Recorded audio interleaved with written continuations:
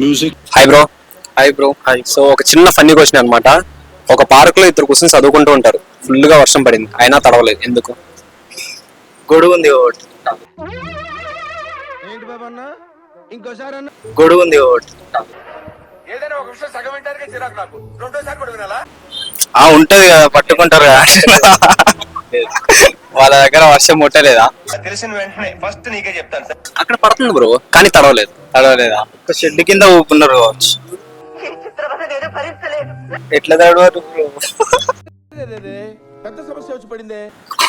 పెట్టుకున్నాను సార్. మీరు కామెడీ చేయకండి సార్, సీరియస్ గా మాట్లాడుతున్నారు. తడవగా బ్రో.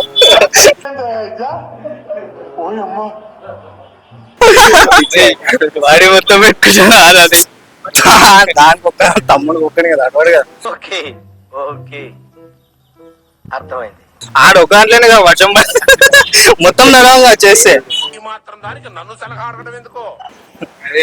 అది అడిగింది కొంచెం నేను నాకు అర్థం కాలేదు సార్. మంచిగా లవర్సే అలా వర్షం చదువుకుంటున్నారు, కానీ వర్షం పడింది తడవలేదు. నన్ను ఇలాంటి మ్యాటర్స్ ఇరికించకండి సార్, మీకు దండం పెడతాను. షార్ట్ బ్రో ఇది. ఏం తాకుతలేదు. చూడు థింక్ చేయి. పార్క్ అంటే ఏముంటాయి? చెట్లు, పుట్టాలు ఉంటాయి. అవునా, నిజమా? ఎందుకంటే పడతలే, ఏం నడతలే భయ. సరే నేను చెప్పనా మరి, చెప్పు భయ. అడగచ్చు కదా, చెప్తాం కదా.